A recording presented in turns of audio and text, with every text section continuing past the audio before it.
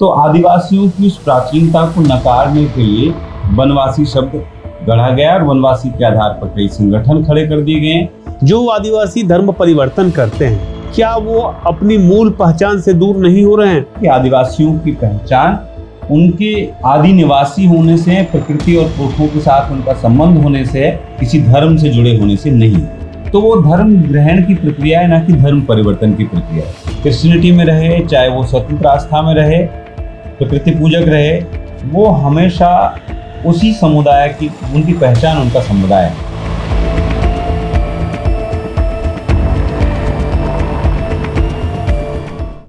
साथियों नमस्कार। हमारे देश में आदिवासियों के अधिकारों को लेकर के बात, मूवमेंट बहुत कम यदा कदा दिखाई देता है। देश में अलग अलग राजनीतिक दल हैं, आदिवासियों को लेकर उनकी अलग अलग विचारधारा है। लेकिन पिछले कुछ सालों में एक बात लगातार चर्चा में है और राजनीतिक उद्देश्य के लिए उस बात को लगातार जिंदा रखा जाता है। आजकल उसकी चर्चा बहुत ज्यादा है, वो है आदिवासियों की डीलिस्टिंग की। डीलिस्टिंग का मतलब ये है कि अगर कोई आदिवासी, जैसा कि हमारे देश में होता रहा है, हमेशा से होता रहा है, कोई आदिवासी अगर ईसाई या इस्लाम कोई भी धर्म स्वीकार कर लेता है तो उससे उसकी आरक्षण की सुविधा छीन ली जाएगी। माने कोई जनजाति अगर किसी धर्म में चली जाती है तो जनजातियों के लिए जो उसको आरक्षण मिलता है, जो जनजातियों से जुड़ी तमाम सुविधाएं हैं, वो छीन ली जाएगी।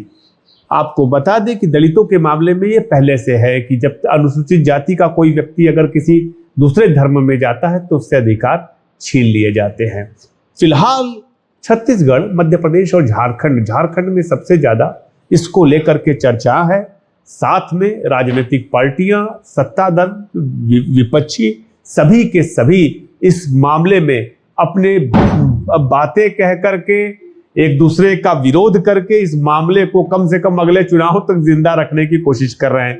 हमारे बीच में जवाहरलाल नेहरू के भारतीय भाषा विभाग के एसोसिएट प्रोफेसर और देश में आदिवासी मामलों के बड़े जानकार, लेखक, साहित्यकार गंगा साहिबीला जी मौजूद है। नमस्कार।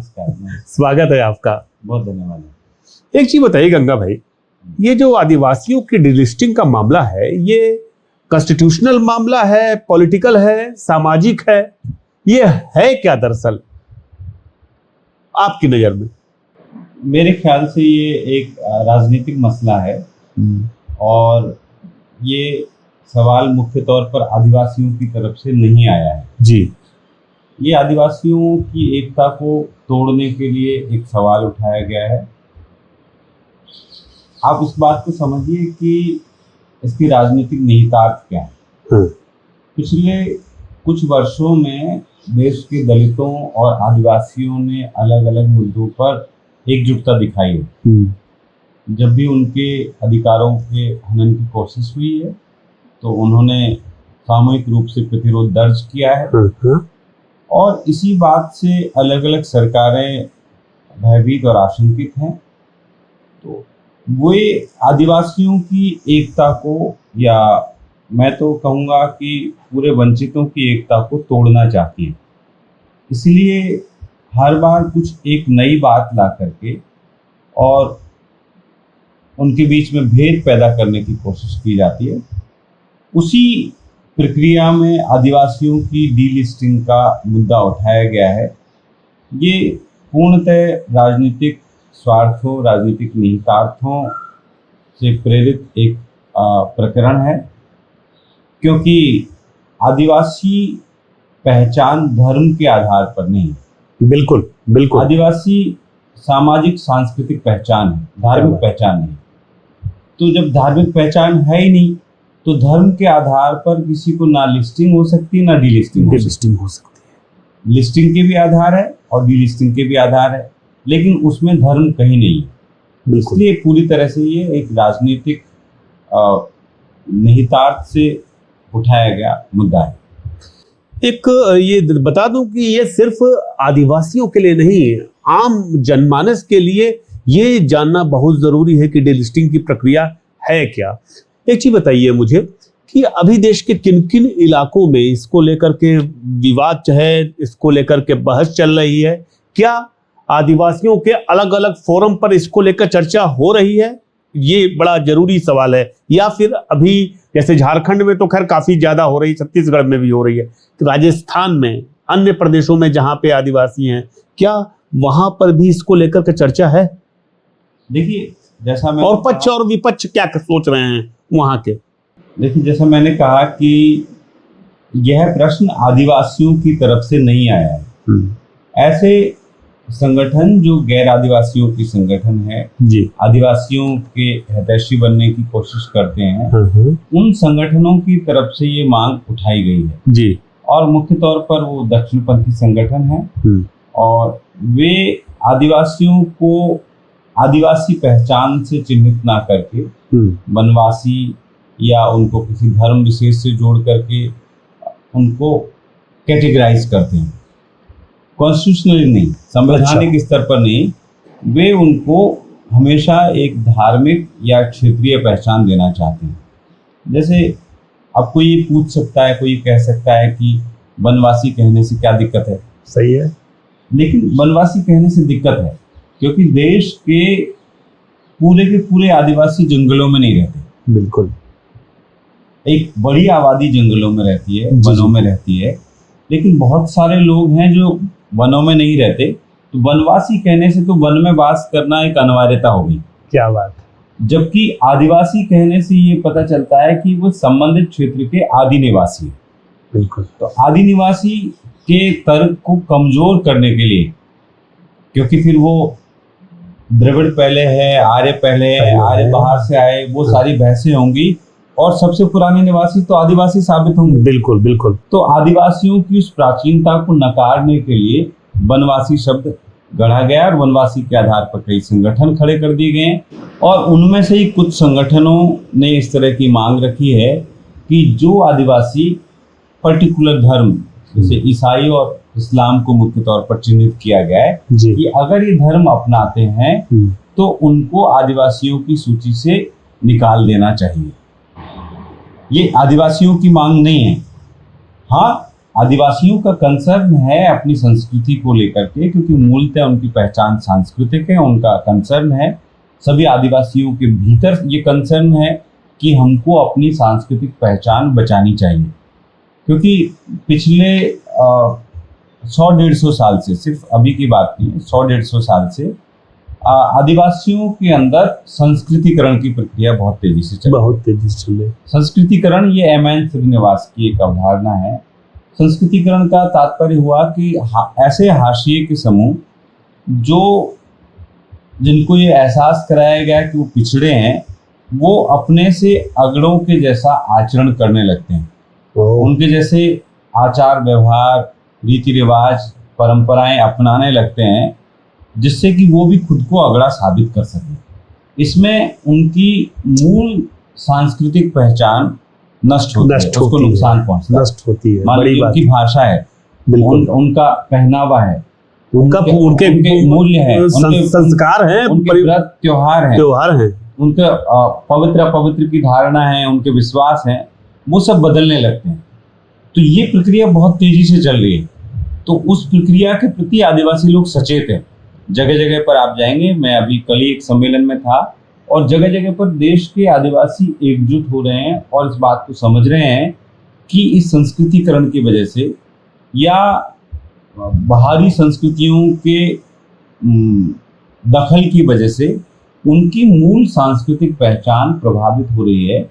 इसलिए वे उस मूल सांस्कृतिक पहचान के प्रति सजग है। लेकिन इस प्रकरण में धर्म का मुद्दा नहीं है, धर्म कोई मुद्दा नहीं है। इसलिए मैं यही कहना चाहूँगा कि ये डीलिस्टिंग का सवाल आदिवासियों की तरफ से नहीं आया, ये मूलतः गैर आदिवासियों की तरफ से आया है, जिनके कुछ राजनीतिक निहितार्थ हैं, जो आदिवासियों को बांटना चाहते हैं, उनकी तरफ से आया है और उसी परिप्रेक्ष्य में इसको समझा जाना चाहिए। एक चीज ये बताएं कि जब संविधान सभा में अनुसूचित जाति जनजाति पर जब फैसले लिए जा रहे थे, तो उसमें आदिवासियों की पहचान किस आधार पे की गई थी? जैसा कि अभी आपने बोला कि सांस्कृतिक आधार पे की गई और सामाजिक आर्थिक परिस्थितियों के आधार पे की गई, क्या हुआ था, कुछ तो बताएं हमें। देखिए, बहुत दिलचस्प है संविधान सभा की बहसों को पढ़ना, और मेरे ख्याल से देश के हर सजग नागरिक को संविधान सभा की बहसें पढ़नी चाहिए, ये जानने के लिए कि आज हमारा देश जैसा है वैसा क्यों है, ये जानने के लिए। क्योंकि बहुत सारे सवाल आते हैं कि अच्छा, इस राज्य को विशेष दर्जा क्यों है, इस समुदाय को विशेष दर्जा क्यों है, इस जगह पे ये घटना क्यों घट रही है, क्यों बार बार फला नेता का या इस व्यक्ति का नाम लिया जा रहा है। सारे संदर्भों को समझने के लिए, इस देश की रचना को समझने के लिए संविधान सभा की बहसें बहुत जरूरी है। उसमें जब आप आदिवासियों के बारे में और दलितों के बारे में पढ़ेंगे तो अब देश के आज के समय के युवा आदिवासियों के बारे में इतना ही जानते हैं। युवाओं को छोड़ दीजिए, ज्यादातर गैर आदिवासी समुदाय, गैर आदिवासी जनसंख्या सिर्फ ये जानती है कि आदिवासी देश के पिछड़े लोग हैं और संविधान में उनको आरक्षण की व्यवस्था की गई है। तो इससे ये प्रतीत होता है कि मानो आदिवासियों ने आरक्षण की मांग की हो और उनको आरक्षण दे दिया गया हो, जबकि सच्चाई ये नहीं है। अच्छा, आदिवासियों ने कभी आरक्षण की मांग नहीं की। उन्होंने हमेशा स्वायत्तता की मांग की। उनकी मांग में फर्क है। आरक्षण का विचार पूना समझौते से आया। पूना पैक्ट, जो बाबा साहब डॉक्टर भीमराव अंबेडकर और राष्ट्रपिता महात्मा गांधी, सुनिए दर्शकों, बहुत जरूरी बात है, राष्ट्रपिता महात्मा गांधी और बाबा साहब अंबेडकर के बीच में पूना पैक्ट, पूना समझौता हुआ 1932 में। वहां से आरक्षण का विचार आया, क्योंकि बाबा साहब अंबेडकर पृथक निर्वाचन क्षेत्र की मांग कर रहे थे। तो गांधी जी के साथ उनका समझौता हुआ, तो एक मध्य मार्ग निकाला गया कि पृथक निर्वाचन के बजाय हम निर्वाचन को सामूहिक रखें, लेकिन वंचित समुदायों के लिए सीटें आरक्षित कर दें। उस वक्त एक शब्द चलता था अल्पसंख्यक और डिप्रेस्ड क्लासेस, माइनॉरिटी और डिप्रेस्ड क्लासेस, तो उनके लिए सीटें आरक्षित करने का। फिर सीटें आरक्षित करने से बात आगे बढ़ी कि शिक्षण संस्थाओं में और नौकरियों में भी आरक्षण हो। लेकिन जब संविधान सभा में पहुंचे और जब आदिवासियों का प्रश्न आया, तो आदिवासियों ने वही अपनी स्वायत्तता की मांग। जयपाल सिंह जो आदिवासियों के प्रतिनिधि थे, और जयपाल सिंह ने बहुत मजबूती से आदिवासियों का पक्ष रखा संविधान सभा में। उन्होंने उस स्वायत्तता की बात की, और दुनिया भर में जहां भी आदिवासियों के आंदोलन है, आदिवासियों की मुहिमें हैं, वो स्वायत्तता के लिए। स्वायत्तता मतलब क्या है? यानी इस देश की परिधि में रहते हुए अपने उन क्षेत्रों को संरक्षित रखना। और अब किसी को ये बहुत अटपटा लग सकता है कि ऐसा कैसे संभव है। दुनिया भर के ऐसे बहुत सारे देश है जहां पे ऐसा हुआ है। ऑस्ट्रेलिया में ऐसा हुआ है, बिल्कुल, न्यूजीलैंड में ऐसा हुआ है, अफ्रीका के बहुत सारे देशों में ऐसा हुआ है, दक्षिण अमेरिका के देशों में ऐसा हुआ है, जहां पे आदिवासियों को स्वायत्तता प्राप्त है। लेकिन स्वायत्तता लोगों को थोड़ा अटपटा लगा, स्वायत्तता का विचार, और लोगों को लगा कि इससे पृथकता की मांग कर सकते हैं भविष्य में। इसलिए ये कोशिश हुई कि आदिवासियों को भारतीय गणराज्य में बाकी लोगों की तरह ही शामिल किया जाए। हाँ, उनको उनके अधिकारों के संरक्षण की व्यवस्था की जाए। तो स्वायत्तता को थोड़ा कम करके 5वीं और 6ठी अनुसूची में बदल दिया गया, जहां पर उनको वो विशेषाधिकार प्राप्त होंगे, जहां पर ट्राइबल एडवाइजरी काउंसिल होगी, और ट्राइबल एडवाइजरी काउंसिल के आधार पर ही कौन सी योजनाएं आदिवासी क्षेत्रों में आएंगी, किस रूप में आएंगी, ये निर्धारित किया जाएगा। तो अब बात आई कि संविधान में उनकी पहचान कैसे हुई संविधान सभा में। तो आज भी जो भारत के संविधान का अनुच्छेद 342 है, उसमें दर्ज है कि उसमें किसी समुदाय को एक आदिवासी समुदाय एक सोशियोलॉजिकल टर्म है, और संवैधानिक टर्म है शेड्यूल्ड ट्राइब, अनुसूचित जनजाति। तो अनुसूचित जनजाति में शामिल करने के लिए उसकी शर्त है 4-5 क्राइटेरिया उसके, जैसे उसका सांस्कृतिक वैशिष्ट, उसकी एक आदिम पहचान, बहुत पुराना समुदाय हो, जो उसके साक्ष्य मिलते हो बहुत पहले के समय से, बिल्कुल, जिसका मुख्य धारा से अलगाव हो, जिसकी विशिष्ट संस्कृति हो, जिसका आर्थिक पिछड़ापन हो, जिसके अंदर शाइनेस हो, थोड़ा शर्मीलापन, ये सारी पहचानें निर्धारित की गई, जिसके आधार पर आप आदिवासियों की सूची में शामिल कर सकते हैं, शामिल करने को लेकर के। तो उसमें धर्म कोई मसला नहीं है, कोई नहीं, कहीं धर्म नहीं है इसमें। लेकिन ये दलितों के बारे में, यानी शेड्यूल्ड कास्ट के बारे में सुप्रीम कोर्ट का जजमेंट है जिसमें ये बताया गया कि अगर देश के दलित यानी कि शेड्यूल्ड कास्ट जो सूचीबद्ध जातियां हैं, अनुसूचित जाति जिनको कहते हैं, उसमें अगर वे हिंदू, सिख या बौद्ध धर्म को छोड़ करके अगर कोई और धर्म अपनाते हैं, मसलन वो ईसाई बनते हैं, मसलन वो मुस्लिम बनते हैं, तो उनको आरक्षण का लाभ नहीं मिलेगा। उनकी दलित की पहचान खत्म हो जाएगी, उनकी अनुसूचित जाति की पहचान खत्म हो जाएगी। दलितों के बारे में प्रावधान है, लेकिन आदिवासियों के बारे में ना संविधान में ना किसी न्यायालय के फैसले में धर्म को लेकर के कोई बात नहीं की गई है। और ये माना गया संविधान सभा में, जयपाल सिंह ने कहा कि आदिवासियों की पहचान उनके आदि निवासी होने से, प्रकृति और पुरखों के साथ उनका संबंध होने से, किसी धर्म से जुड़े होने से नहीं। ये स्पष्टता के साथ में संविधान सभा में कहा गया। बाद के सुप्रीम कोर्ट के जजमेंट्स में जहां जहां कोई आदिवासी की बहस आई, कोई संदर्भ आया, तो यही बात को दोहराया गया। एक चीज बताइए मुझे कि धर्म परिवर्तन का अपना इतिहास रहा है देश में। सामाजिक, राजनीतिक, आर्थिक कुछ भी वजहें हो सकती हैं। आपको क्या लगता है, कुछ उदाहरण से बताइए हमको ये बात कि ये जो धर्म परिवर्तन की पूरी प्रक्रिया जिसको लेकर के सवाल खड़े कर रहे हैं, दरअसल क्या ये सिर्फ किसी किस्म का लाभ लेने के लिए धर्म परिवर्तन लोग करते हैं? देखिए, यहाँ पे पहली बात तो हमको ये समझना पड़ेगा कि धर्म परिवर्तन और धर्म ग्रहण दोनों के बीच में एक रेखा है। उसको हम अक्सर भुला देते हैं। धर्म क्या है? धर्म क्या है कि मूल्यों, विश्वासों की एक सिस्टमेटिक एक व्यवस्था है, एक व्यवस्थित तंत्र है, जिसके कुछ पवित्र ग्रंथ हैं, जिसमें कुछ नॉर्मेटिव बातें हैं, नियामक बातें हैं। तो धर्म उन पवित्र ग्रंथों, नियामक बातों, मूल्यों और विश्वासों, आस्थाओं से मिलकर के बनता है। अब देश के बहुत सारे लोग इस फोल्ड से, धर्म एक छाता है, एक फोल्ड है, उससे बहुत सारे लोग बाहर रहे हैं। तो उन्होंने, अब कुछ लोगों की आस्थाएं किसी से मिली, उसमें वो शामिल हो गए, उनकी आस्थाएं बदली, वो किसी और में शामिल हो गए, या वो ऐसा क्रम चला कि बहुत सारे कबीले, बहुत लंबे समुदाय तक किसी धर्म में शामिल नहीं हुए, वो स्वतंत्र रूप से रहे जी। तो अब समय समय पर भारत में मुख्य तौर पर दो धर्मों का प्रभुत्व रहा है। जैसे हम अगर आज से 2000 साल पुराना इतिहास देखें तो मुख्य तौर पर जिसको हम सनातन कह रहे हैं, हिंदू शब्द तब नहीं था, एक सनातन धर्म है जिसमें शैव और वैष्णव जैसी आस्थाएं थी। वहीं दूसरी तरफ बौद्ध धर्म है, और दोनों के बीच में संघर्ष है, संघर्ष दिखलाई पड़ता है जी।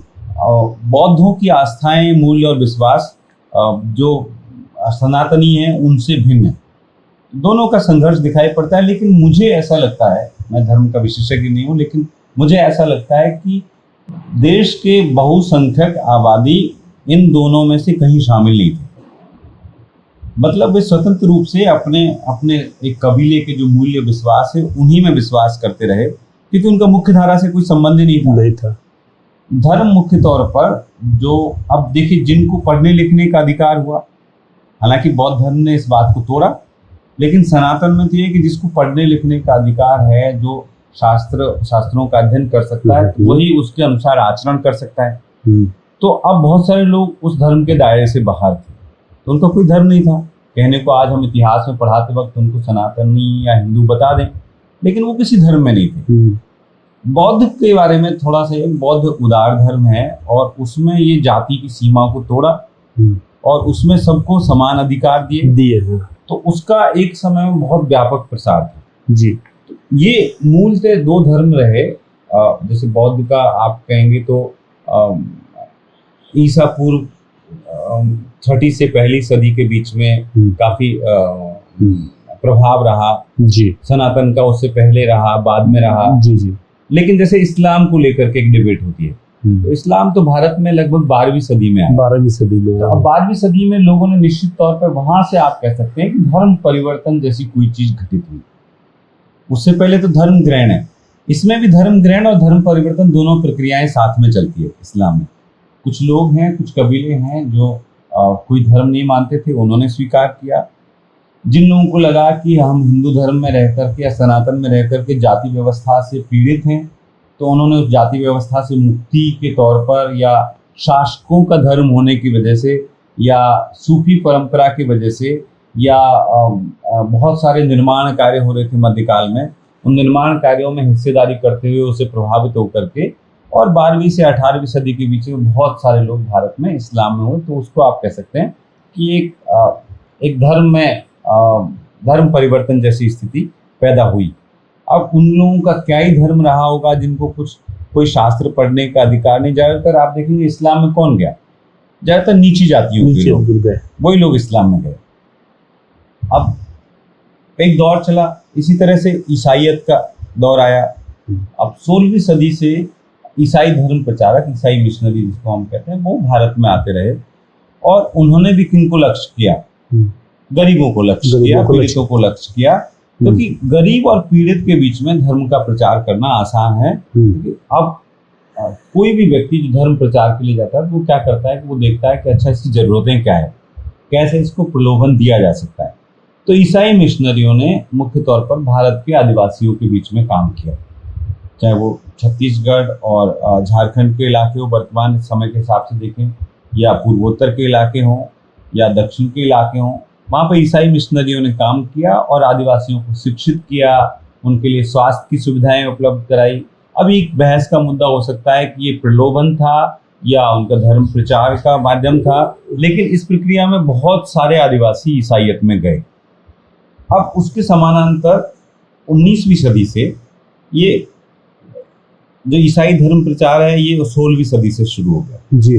लेकिन 19वीं सदी से जब भारत में, जिसको हम रेनेसां कहते हैं, नवजागरण कहते हैं 19वीं सदी का, जो बंगाल, महाराष्ट्र और थोड़ा बहुत हिंदी क्षेत्र में भी हुआ, तो उसमें ईसाई धर्म प्रचारों के प्रत्युत्तर में आप कह सकते हैं या उसके समानांतर हिंदू संगठन भी बने और हिंदू संगठनों ने भी दलितों के बीच में, आदिवासियों के बीच में काम करना शुरू किया। अब इस प्रक्रिया मैं तो ये कहूँगा कि चाहे वो ईसाईयत हो या हिंदुइज्म हो, वो दोनों के दोनों आदिवासियों के बीच में गए तो उन्होंने धर्म परिवर्तन करने के बजाय धर्म ग्रहण का काम किया। क्योंकि आदिवासियों की पारंपरिक आस्थाएं, जैसे मैंने कहा, धर्म का दायरा क्या है, धर्म तो अब कोई कहेगा कि संस्कृत में हम जो धारण किया जाता है वो धर्म है, तो उस अर्थ में धर्म अलग है। लेकिन एक संप्रदाय के अर्थ में धर्म को देखें तो वो एक मूल्यों विश्वासों का एक व्यवस्थित तंत्र है जिसमें कुछ पवित्र ग्रंथ होते हैं, कुछ नियम होते हैं, वो मानने पड़ते हैं।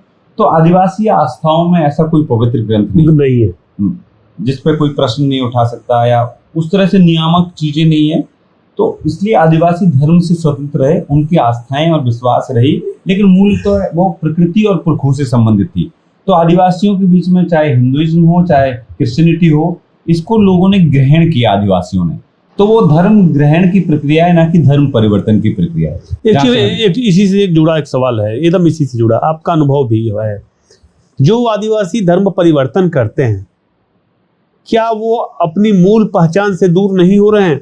डिलिस्टिंग के लिए जो लोग भी मांग कर रहे हैं उनका कहना यही है, वो यही कह रहे हैं कि वो अपनी मूल पहचान से दूर होते जा रहे हैं। आपका अनुभव क्या बोलता है?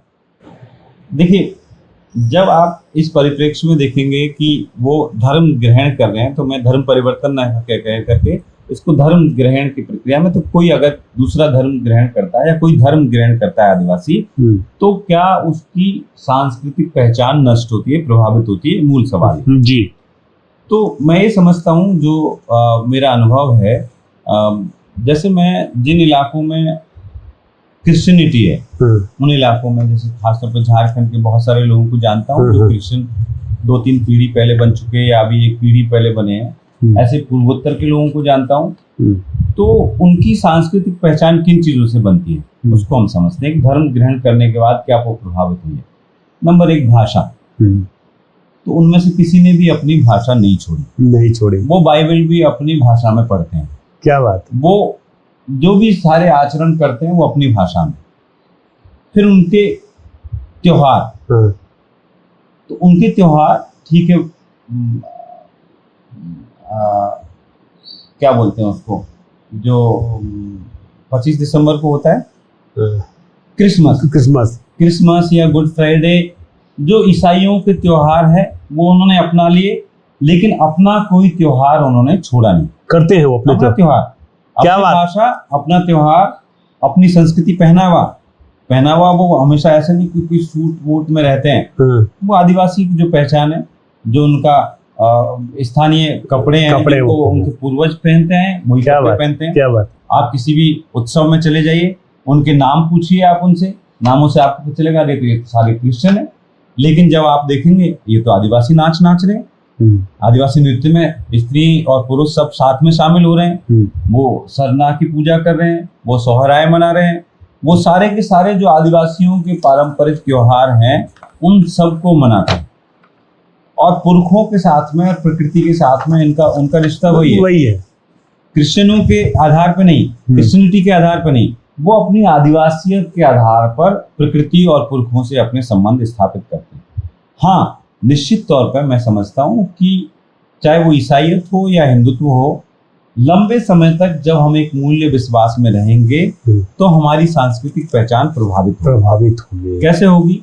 कि हम कितने दिनों तक अपने त्योहारों को बचा पाएंगे, कितने दिनों तक अपनी भाषा को बचा पाएंगे। बिल्कुल बिल्कुल। अल्टीमेटली हमको जब आप एक ईसाईयत की पहचान के साथ देखा जाएगा कोई व्यक्ति, या हिंदुत्व की पहचान के साथ देखा जाएगा, तो उसके लिए जैसे कई उपन्यासों में भी ऐसा जिक्र है। सहराना उपन्यास मुझे याद आ रहा है, पुन्नी सिंह ने एक उपन्यास लिखा सहराना, शहरी आदिवासियों के बारे में, जो मध्य प्रदेश और राजस्थान की बॉर्डर पर रहते हैं, शहरी आदिवासी।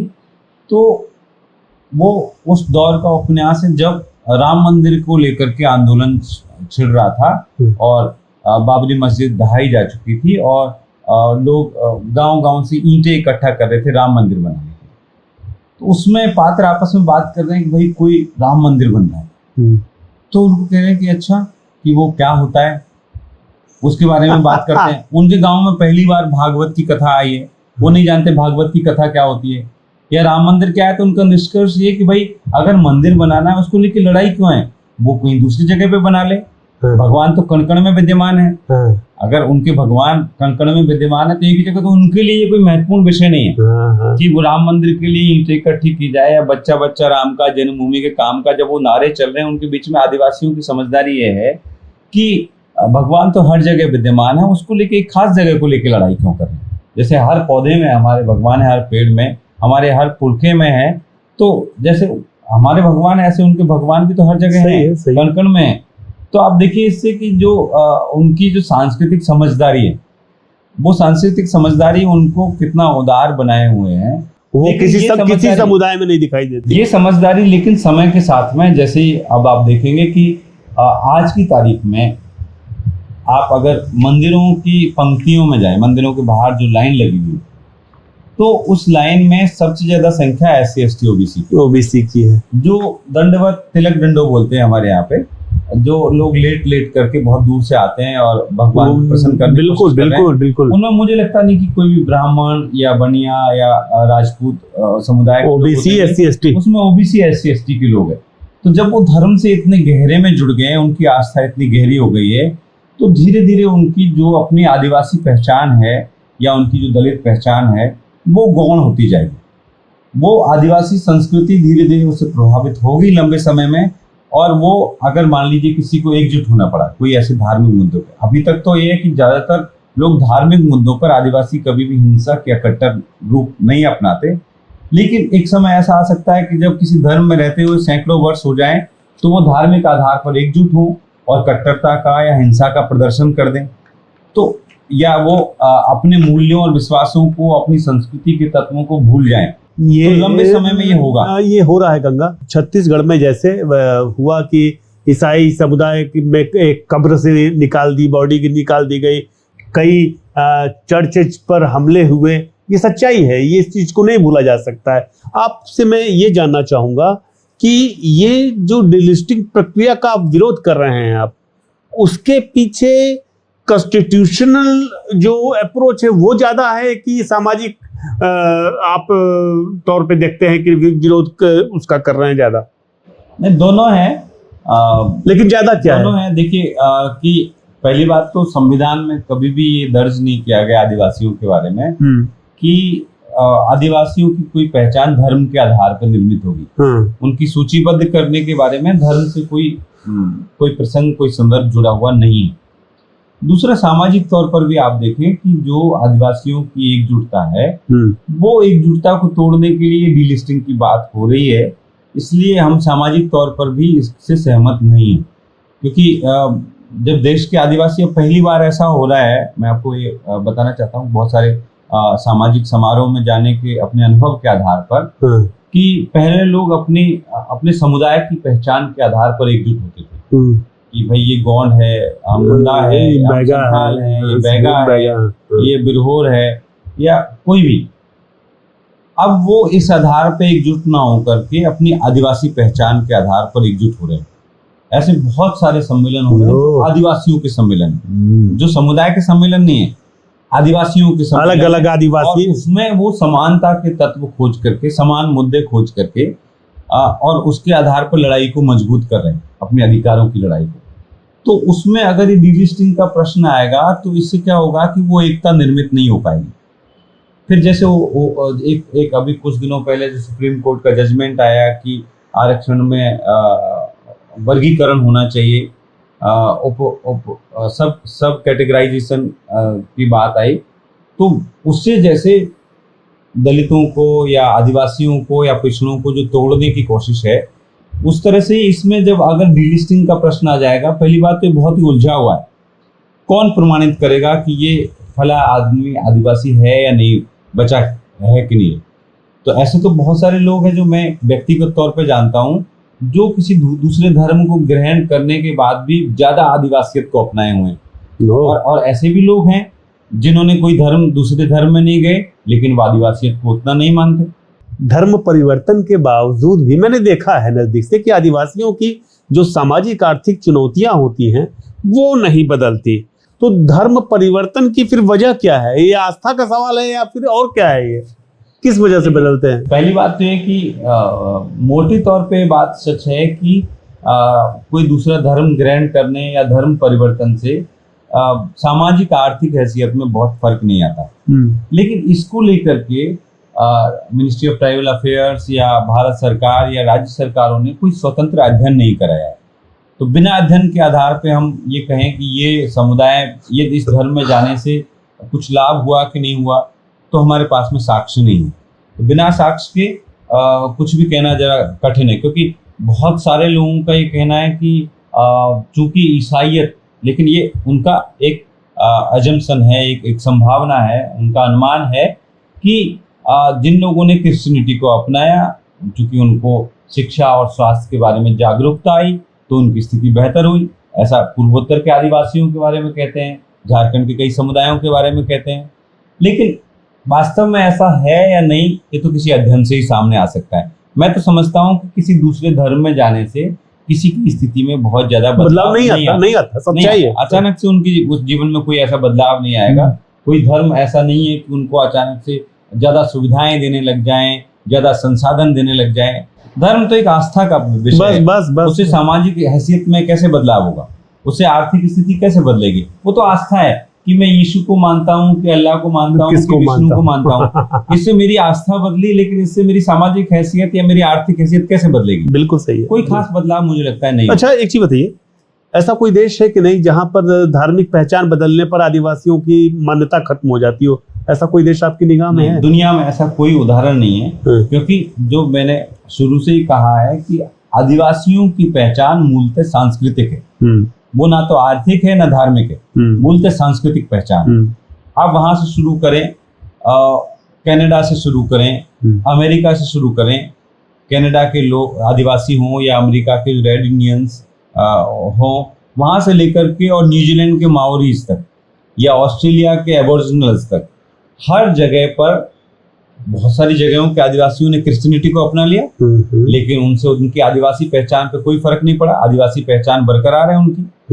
जो माओरीज है वो भी क्रिश्चियन हो चुके हैं, जो एबोरिजिनल्स है वो भी क्रिश्चियन हो चुके हैं, और रेड इंडियंस है वो भी क्रिश्चियन हो चुके हैं। लेकिन उनकी जो इंडिजिनस पहचान है, जो उनकी आदिवासी पहचान है, वो बरकरार है, उनके अधिकार बरकरार है। दुनिया में कोई भी ऐसा उदाहरण नहीं है जहां पर किसी आदिवासी की धार्मिक पहचान बदलने से उनके अधिकारों से उनको वंचित किया गया हो या उनकी पहचान से उनको वंचित किया गया। अच्छा, एक चीज बताइए, जो डिलिस्टिंग की मांग कर रहे हैं उसके पीछे आप क्या देखते हैं, क्या है? क्योंकि आपने ये जरूर स्टडी की होगी, ये मांग रहे हैं डिलिस्टिंग, उसके पीछे रिजर्वेशन है, सांस्कृतिक पहचान मिटने का संकट है। क्योंकि ये कहा जा सकता है कि जो आदिवासी समुदाय कह रहे हैं, पक्ष में खड़े हैं डिलिस्टिंग के, वो अपनी संस्कृति को बचाना चाहते हैं, या फिर देश के किसी राजनीतिक विचारधारा को लाभ पहुंचाने की वजह है?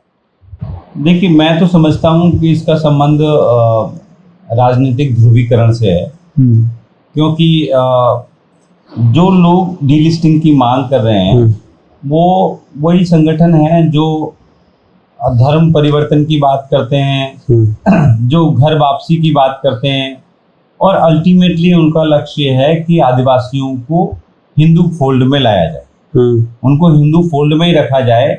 अगर वो हिंदू फोल्ड में होंगे तो हिंदुओं की संख्या बढ़ेगी, हिंदुओं के वोटों की संख्या बढ़ेगी, और जो जब राजनीतिक ध्रुवीकरण होगा तो उसके काम आ सकते हैं। ज़्यादातर संगठन वही है, तो इसलिए इसके पीछे निश्चित तौर पर राजनीतिक निहितार्थ है। दूसरा, जो आदिवासी पहचान के आधार पर आदिवासी एकजुट हो रहे हैं देश के, उन आदिवासियों की एकता को तोड़ने का भी एक तरीका है। मतलब विभाजन होगा अगर ऐसा हो गया? विभाजन होगा, कौन आदिवासी रहेगा कौन नहीं रहेगा, फिर तो विभाजन हो जाएगा, किसको आरक्षण मिलेगा किसको नहीं मिलेगा। क्योंकि कुछ समुदायों को वो आकर्षित कर सकते हैं कि भाई देखो, आप इस तरह से रहोगे, इस धर्म को छोड़ दोगे, इसमें आओगे तो आपको ही लाभ मिलेगा, उनको नहीं मिलेगा। तो एक तोड़ने की कोशिश के तौर पर मैं देखता हूँ इसको, और राजनीतिक उद्देश्य निश्चित तौर पे इसके बारे में। लेकिन मैं इस चीज को लेकर के अभी तक तो आश्वस्त हूँ कि जो आदिवासी हैं इसके बारे में सचेत हैं और वो ऐसा नहीं होने देंगे। ये आपको लगता है? हाँ। अच्छा, एक चीज बताइए, जो धर्मांतरण किया जिन आदिवासियों ने, क्या उनको एसटी होने का अनुपातहीन लाभ मिल रहा है? ये जो धारणा बना रखा है लोगों ने? नहीं, इस पे हम जैसे बात कर, ये तो आंकड़े कुछ होंगे आपके पास, आपने स्टडी किया होगा इसको।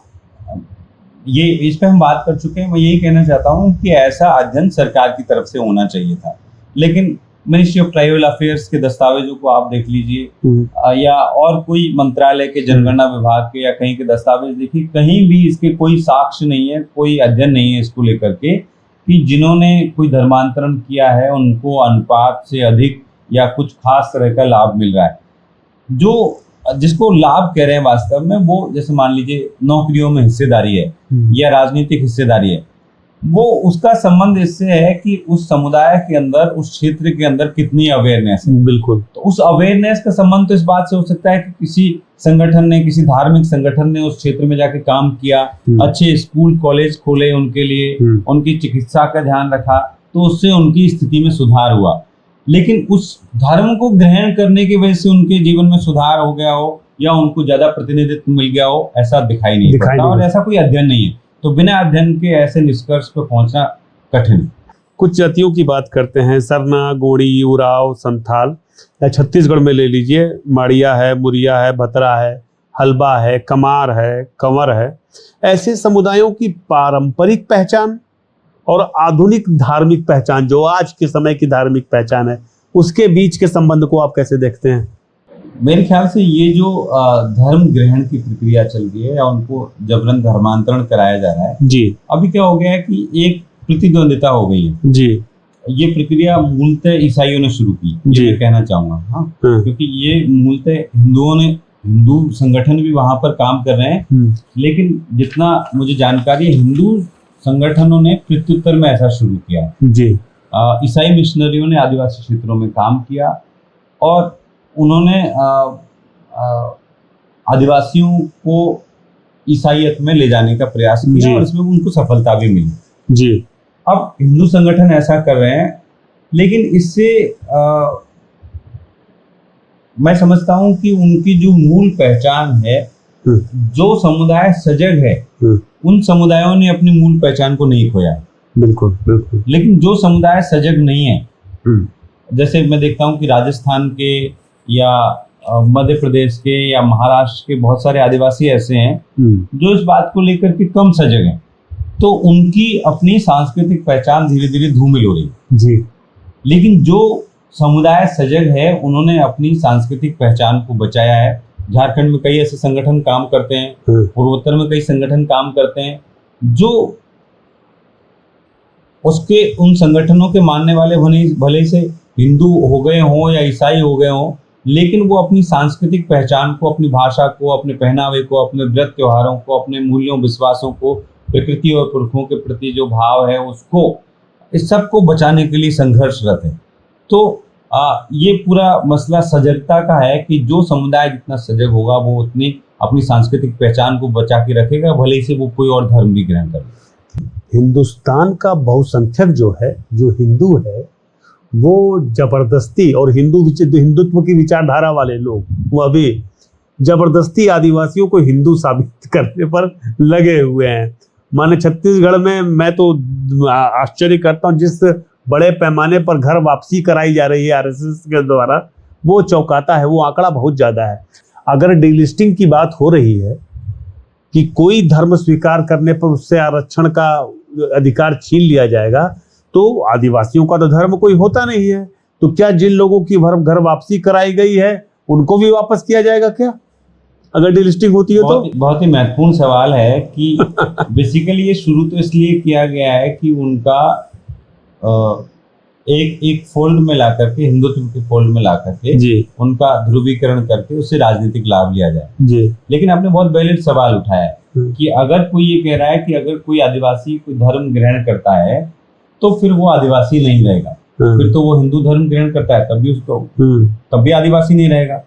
तो क्या वे संगठन ये भी मांग कर रहे हैं कि वो अगर हिंदू धर्म ग्रहण करता है तो भी वो आदिवासी नहीं रहेगा? लेकिन वो ऐसी मांग नहीं करेंगे।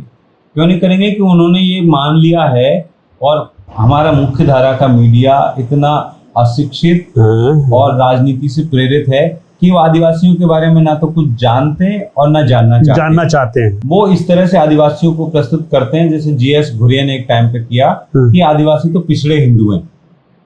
जीएस घुरिये ने एक तरफ वेरियर एल्विन थे जो मान रहे थे कि आदिवासियों की एक स्वतंत्र पहचान है, वो ना हिंदू है ना ईसाई है, वो स्वतंत्र है, उनकी स्वतंत्र आस्थाएं हैं। लेकिन जीएस घुरिये ने कहा कि आदिवासी पिछड़े हिंदू है। तो ऐसे ही एक मेन स्ट्रीम के एकेडमिशियंस ने और मेन स्ट्रीम के मीडिया ने, जो आदिवासियों के बारे में कुछ नहीं जानते और जानना भी नहीं चाहते, उनकी कोई सीरियस अध्ययन नहीं है, उन लोगों ने ऐसे प्रस्तुत कर दिया है और संगठनों ने काम करके कि आदिवासी मानो हिंदू ही है। तो बेसिकली जब कोई डीलिस्टिंग की बात कर रहा है तो वो आदिवासियों को, जैसे पूर्वोत्तर में कुछ आदिवासी समुदाय हैं जो उनको लगता है कि बांग्लादेशियों के संपर्क में आकर के वो इस्लाम ग्रहण कर सकते हैं, तो वहां से उनको इस्लाम ना ग्रहण कर सके वो। पर मुझे ऐसा कोई प्रसंग नहीं दिखाई पड़ता, कोई बहुत सारी संख्या में कोई इस्लाम में जा रहे हो, ऐसा कहीं दिखाई नहीं पड़ता। पर उनको वहां से ये सोच रहे हैं कि इस्लाम में ना चले जाएं। फिर जो ईसाई में जिनका धर्मांतरण हुआ है या धर्म ग्रहण किया है जिन्होंने पिछले 150-200 सालों में या 400 सालों में, उनको भी हिंदू फोल्ड में लाने के लिए ये जो डीलिस्टिंग की बात की जा रही है। लेकिन इसमें हिंदुत्व को शामिल वो नहीं करेंगे क्योंकि वो तो हिंदुत्व के रक्षक हैं। वो कैसे हिंदुत्व को शामिल करेंगे इसमें? पूरा का पूरा मसला तो यही कि वो आदिवासियों को हिंदुत्व के अंदर मानते हैं और जो नहीं है तो उनको लाना चाहते हैं हिंदुत्व के अंदर। एक चीज बताइए, आप तो ऐसे लोगों से मिले होंगे जिनकी घर वापसी कराई गई और कहा गया कि नहीं आप आ रहे हैं वापस हिंदू में, उन्हें कौन सी जाति दी जाती है? उनको सवर्ण बनाया जाता है कि उनको दलित बनाया जाता है? जिन आदिवासियों की घर वापसी हिंदू कहकर कराई गई उनको कौन सी जाति दी जाती है? प्रश्न तो बहुत अच्छा है कि जिन दलितों को या आदिवासियों को, जो दलित बौद्ध हो गए हैं या जो आदिवासी क्रिश्चियन हो गए हैं, उनको जब हिंदुत्व में लाते हैं तो उनको कौन सा स्टेटस देंगे या कौन सा स्टेटस दिया जाता है? जाहिर सी बात है वो तो शूद्र ही रहेंगे, उनको तो कोई ब्राह्मण क्षत्रिय या वैश्य तो नहीं बना देगा। क्यों? वो शूद्र रहेंगे क्योंकि हिंदू समाज व्यवस्था इसी प्रकार की है। लेकिन आदिवासियों के मामले में ये बात खास है कि आदिवासियों के अंदर ये जाति व्यवस्था नहीं है, वर्ण व्यवस्था नहीं है उस तरह की कि ब्राह्मण क्षत्रिय वैश्य शूद्र। आदिवासियों के यहाँ समुदाय का कॉन्सेप्ट है, और वो चाहे हिंदुइज्म में रहे, चाहे वो क्रिश्चियनिटी में रहे, चाहे वो स्वतंत्र आस्था में रहे, प्रकृति पूजक रहे, वो हमेशा उसी समुदाय की, उनकी पहचान उनका समुदाय है। कोई मुंडा है तो मुंडा रहेगा, चाहे वो क्रिश्चियन हो गया चाहे वो कुछ हो जाए, क्या बात, वो मुंडा ही रहेगा हमेशा। वो गौंड है, वो भील है, वो राव है, तो वही रहेगा। उसकी जो सामुदायिक पहचान है वही सबसे बड़ी पहचान है उसकी। उसकी धार्मिक पहचान उससे बड़ी नहीं होती। एक चीज बताइए सर कि जब संविधान सभा की बहस चल रही थी तो उस दौरान भी तो निश्चित तौर पर से धर्म परिवर्तन से जुड़े सवाल आए होंगे, और या फिर ये जरूर आया होगा कि भविष्य में ऐसा हुआ तो क्या होगा, ऐसे ही आए थे सवाल कि नहीं? आदिवासियों के बारे में नहीं आया, क्योंकि आदिवासियों को एक धार्मिक समूह के रूप में नहीं, एक सांस्कृतिक समूह के रूप में माना गया। इसलिए आदिवासियों के धर्म को लेकर के हमारा संविधान मूलतः मौन है, उसके बारे में कुछ नहीं कहता, क्योंकि संविधान सभा में भी इसमें कोई खास बहस नहीं हो पाई। जब भी बात की गई तो ये कहा गया कि आदिनिवासी है, प्रकृति और पुरखों के साथ में इनका विशिष्ट संबंध है, इनकी अलग संस्कृति है, तो ऐसे इनके अंदर आदिमपन है, इनके अंदर एक शर्मीलापन है, ये अलगाव, मुख्य धारा से दूर रहते हैं, ये सारी बातें आई, लेकिन उनकी कोई धार्मिक पहचान को लेकर के नहीं आया। हाँ, देश की आज़ादी के बाद में बहुत सारे बुद्धिजीवियों ने और सामाजिक कार्यकर्ताओं ने ऐसी कोशिश की कि आदिवासियों की एक पृथक धार्मिक पहचान हो और जनगणना में भी वो पहचान दिखे। हाँ, जैसे रामदयाल मुंडा ने एक किताब लिखी आदि धर्म नाम से। तब से ये डिबेट लगातार शुरू हुई आदिवासियों के बीच में कि आदिवासियों की धार्मिक पहचान क्या है। तो उस आदि धर्म के आधार पर उन्होंने साबित किया कि देखो, आदिवासी ना तो ईसाई है ना हिंदू है, इनकी जो परंपराएं हैं, जो इनकी संस्कृति है, वो ईसाइयों से भी भिन्न है, हिंदुओं से भी भिन्न है। इसलिए आदिवासी सिर्फ आदिवासी है और उनके धर्म को क्या कहा जा सकता है। तो जैसे एक सामूहिक आस्था है सरना, कि सरना कह सकते हैं उनको, तो रामदयाल मुंडा ने शब्द सुझाया कि हम उनको आदि धर्म के अनुयायी कह सकते हैं। आदि धर्म ऐसा कोई धर्म नहीं है, लेकिन उनकी आस्थाएं जो प्रकृति से संबंधित है या पुरखों से संबंधित है, वो आस्थाएं दुनिया भर के आदिवासियों की काफ़ी मिलती है, भारत के आदिवासियों की आपस में मिलती है। तो उसके आधार पर हम कह सकते हैं कि अच्छा, उनका आदि धर्म है।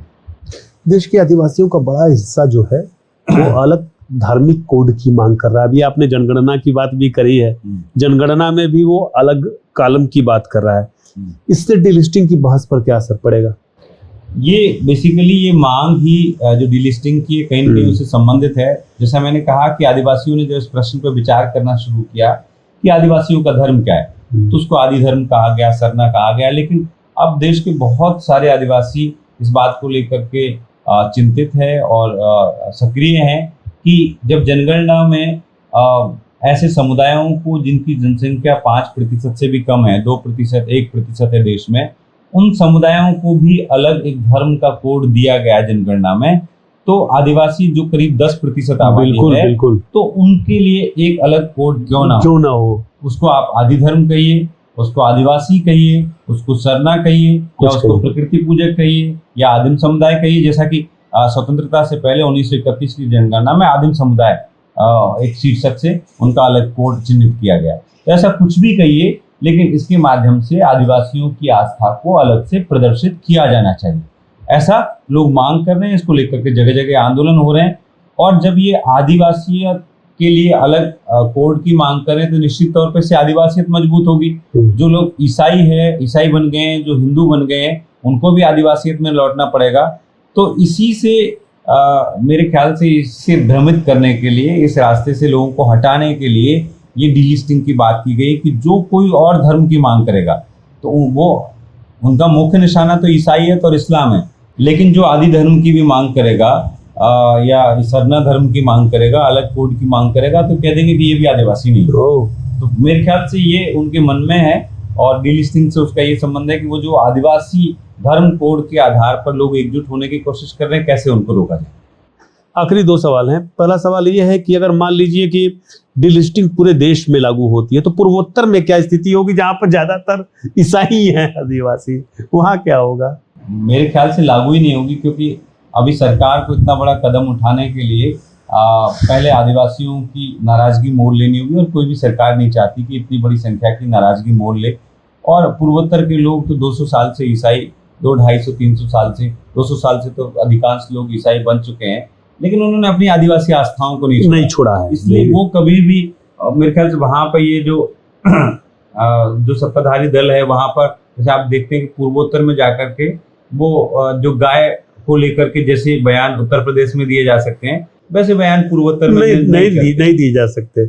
माने बीजेपी सत्ताधारी पार्टी तक देने से परहेज करती है वहाँ। तो वहाँ की, क्योंकि वहाँ के लोग एकजुट हैं, उनकी आस्थाएं भिन्न, लेकिन उन्होंने आदिवासी आस्था को बचा रखा है। और आदिवासियों में मैं व्यक्तिगत तौर पे मांस नहीं खाता, लेकिन आदिवासियों मांस खाने को लेकर कोई रोक नहीं है। कोई नहीं है। तो इसलिए कोई भी सत्ताधारी दल भी वहां जाकर के ये नहीं कह पाएगा कि मांस मत खाओ, रोक नहीं पाएंगे। और बहुत सारी जो धार्मिक आस्थाएं, धार्मिक यहाँ पर ध्रुवीकरण है, वो पूर्वोत्तर में उतने कामयाब नहीं होंगे। इसलिए पूर्वोत्तर के लोगों के ऊपर ये प्रयोग करना किसी भी सरकार के लिए महंगा साबित हो सकता है। इसलिए पूर्वोत्तर में ये नहीं करेंगे। वो मध्य भारत से या पश्चिमी भारत से इसकी शुरुआत कर सकते हैं अगर कोई ऐसा करना चाहेगा, क्योंकि वहाँ के लोग थोड़े हिंदुत्व के फोल्ड में चले गए हैं और उनके संगठन कमजोर है, उनके अंदर जागरूकता की कमी है कुछ समुदायों के अंदर। तो वहाँ पे ऐसे कुछ प्रयोग करके सरकार देख सकती है, सत्ताधारी दल देख सकता है, लेकिन पूर्वोत्तर में वो शुरुआत नहीं करेंगे। आखिरी सवाल, यदि आपको सरकार को एक सलाह देनी हो तो आप डिलिस्टिंग के पक्ष में देंगे कि विरोध में देंगे कि कोई और दूसरा रास्ता सुझाएंगे? तो मैं तो ये कहना चाहूंगा कि डिलिस्टिंग के बजाय आप आदिवासियों के जो संवैधानिक अधिकार है, जिसको लेकर के पत्थलगड़ी के आंदोलन में भी उन्होंने बार बार उन सवालों को उठाया। जैसे 5वीं और 6ठी अनुसूची को सही ढंग से लागू करना, पहली बात है। तो 5वीं और 6ठी अनुसूची सही ढंग से लागू होगी तो उससे क्या होगा कि जो फैसले दिल्ली से लिए जाते हैं वो दिल्ली से ना लेकर के ट्राइबल एडवाइजरी काउंसिल से पास होंगे। आदिवासियों के लिए कौन सी बातें अनुकूल हैं, कौन सी नहीं है, उन पर अच्छे से विचार हो पाएगा और आदिवासियों का समुचित विकास हो पाएगा, जैसा कि सरकार क्लेम करती है कि वो करना चाहती है। तो एक काम तो ये करना है। दूसरा ये करना है कि जो फॉरेस्ट राइट एक्ट में उनको अधिकार दिए गए, वन अधिकार अधिनियम 2006 में उनको जो अधिकार दिए गए, उन अधिकारों को हमको सुनिश्चित करना पड़ेगा, उनको ठीक से लागू करना पड़ेगा। और ये बात समझनी पड़ेगी कि जिन आदिवासियों के पास में जमीनों के पट्टे नहीं है, लेकिन वो वहाँ पे इतने वर्षों से रह रहे हैं, 10 पीढ़ियों से रह रहे हैं, तो उनको वनों से बेदखल नहीं किया जा सकता। इस पर सरकार को काम करने की आवश्यकता है। फिर तीसरा, जैसे पेशा एक्ट है, तो पेशा एक्ट भी आदिवासी पंचायती व्यवस्था को मजबूत करता है, आदिवासियों के ट्रेडिशनल जुडिशियल सिस्टम को मजबूत करता है, उनकी सांस्कृतिक पहचान को मजबूत करता है। तो उस पर काम किए जाने की जरूरत है। चौथा, जो आदिवासी भाषाएं हैं उन भाषाओं को मजबूत करने की जरूरत है। ये अच्छी बात है, राष्ट्रीय शिक्षा नीति 2020 में थ्योरेटिकल लेवल पर, सैद्धांतिक स्तर पर आदिवासी भाषाओं को बचाने की और संवर्धित करने की बात है। ये अच्छी बात है, संवर्धित करने की बात की गई है कम से कम। अब लेकिन इसको व्यवहार में लागू करना है। अगर आप आदिवासी बच्चों को आदिवासी भाषाओं में शिक्षा देंगे तो वो जल्दी सीख पाएंगे। जैसे आदिवासी भाषाओं में रोजगार सृजित होगा। 8वीं अनुसूची में अभी करीब 10 भाषाएं उन्होंने अपने मांग पत्र दे रखे हैं सरकार को कि 8वीं अनुसूची में उनको शामिल किया जाए। तो उन भाषाओं को शामिल करना चाहिए। कम से कम उन भाषाओं को देखिए, जब संविधान बन रहा था तो जयपाल सिंह ने 3 भाषाओं की मांग की थी 8वीं अनुसूची में शामिल करने के लिए, उनको अभी तक लागू नहीं किया गया। जैसे गोंडी बहुत बड़ी भाषा है, मुंडारी बहुत बड़ी भाषा है, कुड़ुक बहुत बड़ी भाषा है, इनको भी 8वीं अनुसूची में शामिल नहीं किया गया। तो इन भाषाओं को 8वीं अनुसूची में शामिल किया जाए, इनमें रोजगार सृजित किया जाए और भाषाओं के संरक्षण को लेकर के प्रयास किए जाए। आदिवासी साहित्य के संरक्षण को लेकर के, उनके प्रोत्साहन को लेकर के काम किया जाए। जब ये भाषाएं शामिल होंगी, इन भाषाओं में पुरस्कार होंगे तो आदिवासी लेखक लिखेंगे, उनको स्वाभिमान की भावना पैदा होगी।